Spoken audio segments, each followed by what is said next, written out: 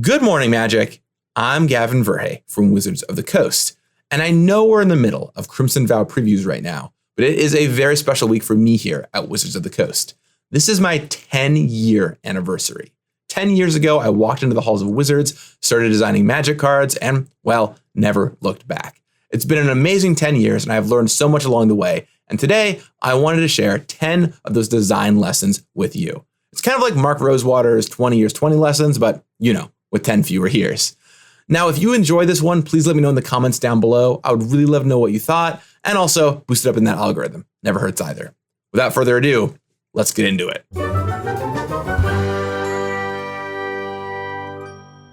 Lesson number 1. I showed up to Wizards of the Coast in October of 2011 with so many ideas, and I was ready to make designs. So I sat down on day one, I read through the files for Dark Ascension and Avacyn Restored, and my mind was brimming with ideas. I started running around trying to talk with people about what cards I could make. They weren't getting a lot of traction, but one of them was the idea for a card that made a player with 13 life lose the game. I wanted to get it into a set. People told me it was a great idea, but we should wait. Why? Because rather than put it into some random set, we should wait and see if we did another Innistrad someday. It could go in a random set, but it would be best in an Innistrad set. I was a little frustrated at the time, but several years later, we were doing Innistrad again with Shadows over Innistrad, and I pulled the design out of my back pocket, where it did indeed become a fan favorite in Triskaidekaphobia. I learned an important lesson here.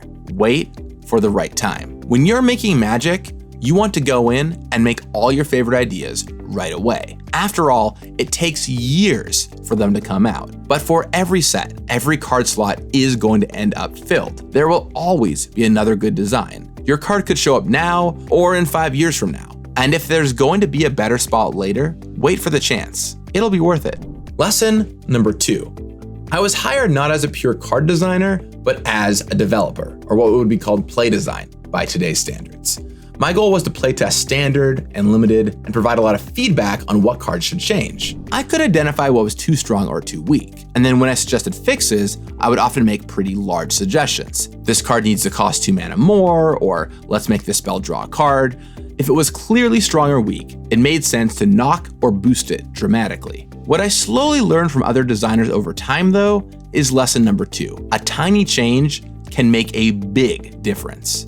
It might not seem like it, but something as small as adding Scry 1 on a spell or swapping a generic mana to an additional colored symbol can be the make or break for a card's playability. Take Reflector Mage, for example. The card ended up banned in part because of how much that third toughness gummed up the board and caused them to not trade with one another. I think there's a good chance that if it were a 2/2, the card doesn't end up getting banned at all. These days, if I'm looking to buff a card, I look for single keywords or tiny stat changes. And yes, maybe over time it does need to cost 2 mana less, but we can get there by iterating. And a lot of the time, you only need to do a little bit. Lesson number 3. Speaking of mana costs, I have a question. I have a red instant that deals 3 damage to any target.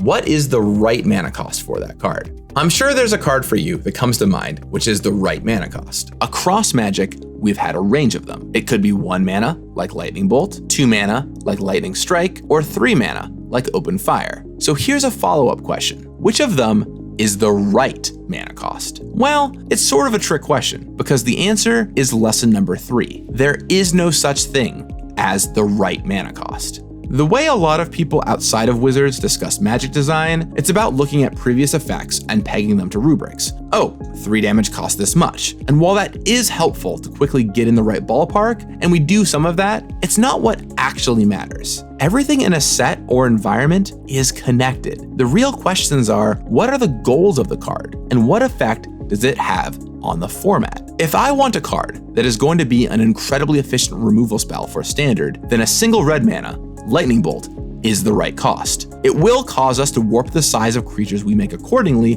because 3 toughness creatures are disproportionately worse than 4 toughness creatures, but it's totally doable. On the flip side, if I want a card that is a removal spell for limited, which gets taken early, but takes a good amount of your resources to cast, then Open Fire is the perfect card. Neither one is right, They just have very different goals and targets. Not every card needs to be the best card ever. Figure out your goal, and that will help inform what a card should cost. And that brings me to lesson number 4, test strong.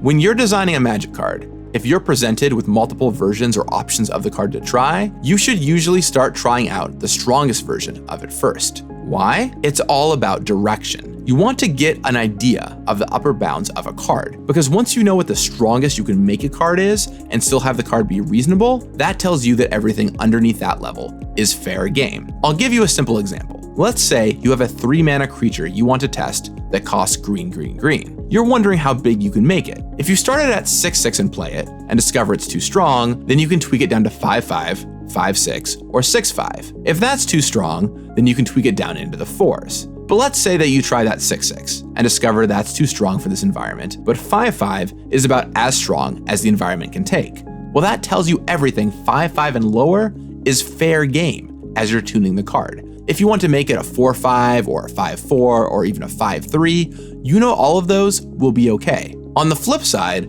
imagine you started with a green, green, green for a 4/4. It turned out fine. Well, if you want to buff up the card later on, how far can you take it and still have it be fun? Unclear. The only way to know is to test every option up the chain until you get to one that's too strong. You always want to know what room you have to tweak a card, and starting by testing strong and seeing if it plays well and fun is an important way to kick that off. Speaking of trying to be right, let me tell you about one of the most important lessons I have ever learned at Wizards.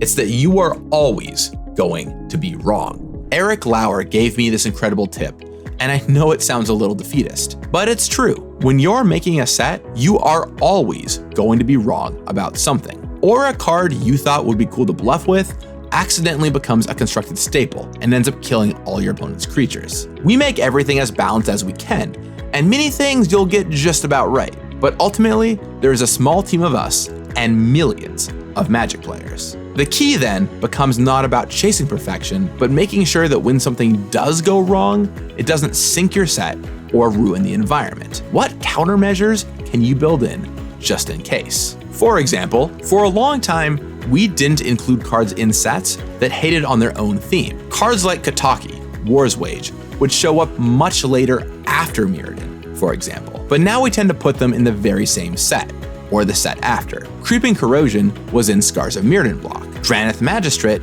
was in Ikoria to help fight companions. This helps safeguard against the set mechanic being too strong. We also like making sure there are enough generic hate cards in Standard, like Pithing Needle, to help with problems that could arise. That way, if we are wrong on something, there might already be something there that can fight it. This is also very important in Limited. To use an example from my own experience, when I was working on Mystery Booster, one of the last things I did was go through and add in a bunch of additional creatures, and especially big creatures. Why? Because with a nearly 1,700 card set, there's no way you're going to be right on everything. But one of the easiest ways things could go wrong is if there just aren't enough creatures, and the format turns into a boring stall where nobody can kill one another. By adding in more creatures and ones that can end games especially, it hedges against being wrong and not having enough creatures in the format. On the flip side, Jace the Mind Sculptor was created with the goal of being an incredibly strong blue planeswalker for Standard. When you set out to intentionally make a really powerful Magic card, that's a recipe for tempting fate. If you shoot above where you aimed, then you might make something so strong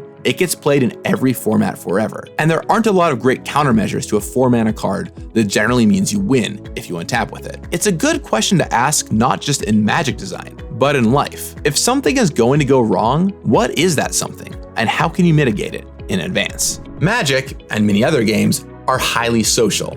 When you're making them, they're better when they're made together. And that's why my lesson number 6 is this cryptic one. Be the coffee pot. What do I mean by this? Well, it comes from a talk given by game designer Jesse Schell at GDC, and it's a talk that I'm enamored with. It's called Game Studio Management, Making It Great. And although it sounds like something for managers, I think pretty much everybody could do with watching this talk. It's excellent. And in it, Jesse tells a story that goes like this. There was a company with this horrible old coffee pot. Everyone complained about it. Every morning, people would wait for it to make coffee and all gather around it while waiting, presumably grousing about the coffee process. But while people were there, well, they might as well talk. It became a great hub for folks to just learn what was going on in other parts of the company, or run ideas by people they wouldn't normally see. Eventually, the company finally replaced it with a fancy coffee maker. Hooray! Except, coffee time went away. And immediately, this incredible source of information flow was broken. People who were used to knowing what was going on everywhere, even if they didn't immediately realize it, just lost that connection. I strive to be that old coffee pot and find ways to bring people from different groups together to share information and provide different perspectives. On each of my commander teams, I actively try to bring in someone who doesn't normally work on game design, but is an avid commander player, to get their perspective and voice in the room. Or even on a smaller scale, for a while I ran Rando Lunch, where once a week I would pick 4 random people in the building and see if they all wanted to get lunch with me together. I both got a lot of useful feedback on what I was working on, while also learning what else was happening at Wizards in the process. Rando Lunch and ideas like it are things you can try in your own workplace and life to increase information flow. Go be that coffee pot. You might be surprised what you learn. Lesson number 7. I remember Ken Nagel telling me about designing Rexiel the Risen Deep when he was the lead designer of Worldwake. He made the card to command a commander deck he was building, just one for fun. And upon hearing this, I was incensed. You're a Magic designer. You have all the weight of Magic on your shoulders. How could you use that power to make a card that you just wanted for your own deck? At the time, I thought it was very selfish, and I could not believe Ken did it. It felt like violating your position for your own ends, just unacceptable. But as I've talked with players around the world, been plugged into every form of social media I can find, and just read countless articles on Magic cards, I've come to realize there's always someone like you. If you want something to exist, you are almost certainly not alone. Someone else wants that thing too. I've heard so many writers, musicians, and directors say things over the years along the lines of, I just made the thing I wanted to exist, and it turns out other people wanted it too. The same is true in Magic design. Did you always want Feldon to have a Magic card? Well, you weren't alone. Do you love Homunculi? You can comment below if you do, but I bet there are lots of you. Magic is a game of all kinds of players, with all kinds of joys. Now we do need to right-size the offering. I'm not saying we should make 20 new cards for Pauper Tiny leaders, or that we should give the lady who loves stacks a bunch of strong new tools. But we can make a card in a set that fits these bills. I remember making Yuriko. I made her because I wanted a blue-black ninja lord to exist and figured other people would enjoy it too. And while the card ultimately did end up too strong, I go over this in my video on 5 cards I regret, I'm glad I made the blue-black ninja lord, as clearly it tickled others. I've completely come around on this topic, and nowadays, when a designer gets stuck, I often tell them, just make a card you would want to play with, and you'd be surprised what cool designs you get that way. Lesson number 8. I remember I was at a pre-release, spell slinging against all comers, as I often do, and someone sat across from me. I asked him, what is your favorite Magic card? A question I often ask. And he replied with the answer, Cobblebrute. Not quite the answer I was expecting, but he told me a whole story about why he loved the card. And it really goes to show lesson number 8. Any card you make could be someone's favorite card. If you design a Magic set, you have almost certainly created someone's favorite card. It could be the gameplay and mechanics, or it could be the art, name, or flavor text. But regardless, a good question to ask yourself is, how can I make this card someone's favorite ever? Maybe it's making it have a weird power and toughness. Maybe it's coming up with a wacky creative concept for a card and then pitching it. Maybe it is just the mechanics. Maybe it's multiple of those things. I remember working on Yennet, Cryptic Sovereign. This was an odd matters commander, and given how unusual it was, I knew people would like it. I thought this was a candidate to be someone's favorite card, so I worked very closely with the creative team to play into the oddness of the card. It has an odd number of words in its name, each with an odd number of characters. The art features odd numbers of things. The flavor text is also an odd number of words, each with an odd number of characters. It has an odd number of keywords. It has odd power and toughness, and costs an odd amount of mana. Its collector number is even odd. The team and I put a lot of work in on this one, and imagine my happiness when shortly after release, I had someone tell me it was their favorite card ever. All that additional work really did pay off. I found an opportunity to make someone's favorite card and went for it. That's a large-scale one, but even commons like Cobble Brute can have a chance to shine. Lesson number 9. When you're a budding designer, you have so many cool ideas, and you want to cram them all on one card to make it as cool and flavorful as possible. Awesome activations and cool abilities, maybe these days, even a double-sided card. But 10 years in, today the designs I'm most happy with and impress me are ones that tell a single story well, where I can look at them and clearly see what the card is communicating. A card like Unnatural Growth is pretty straightforward, but it's exciting to read, awesome, and tells a story. And while often these cards are shorter, they don't have to be. Gelatinous Cube has plenty of text, but it's very clearly telling one story, eating a creature and dissolving it. The more cards like this, the happier I'll be. And that's why lesson number 9 is tell one story well. And finally, we get to the 10th lesson.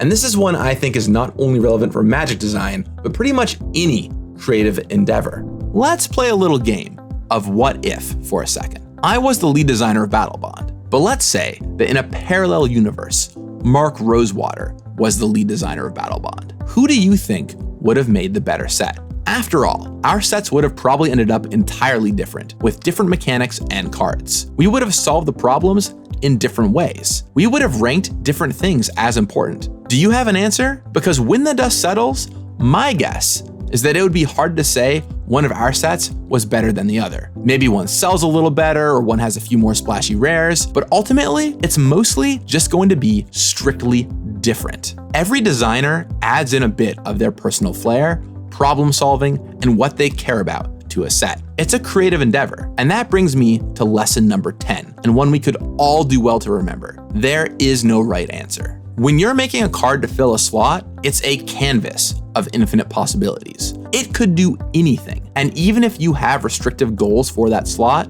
there are so many different ways to solve them. No one card slot is objectively right or perfect. That might sound frightening. I find it freeing. You're not searching for the universe's objectively best answer. You're searching for your favorite answer. And by picking your favorite answer to the question of each card slot over and over, you end up with a set that is uniquely you and that nobody else in the world could create. A huge thanks to you for your incredible support over the past 10 years. Whether you've been with me since the beginning or only started following recently, it really is incredible to know that you've been there every step of the way. And I could not have done it without you. It really, really, really means a lot. It's been an incredible past 10 years, and I cannot wait to see what the next 10 have in store. If you enjoyed this episode, please leave a comment down below. I would really love to hear from you and any memories you have about my time at Wizards. I'll talk with you again soon. And in the meantime, may you have a great time reflecting on some lessons of your own. You got this. Using some black and white inspiration. There are 10 new art pieces here, 2 for each basic land type. They're really great pieces and they shine so well in foil too. It's almost like they're fantastical postcards. And with the Eternal Night lands comes the return of Showcase Eternal Night Legends as well. We saw this style in Midnight Hunt, and you'll find it on the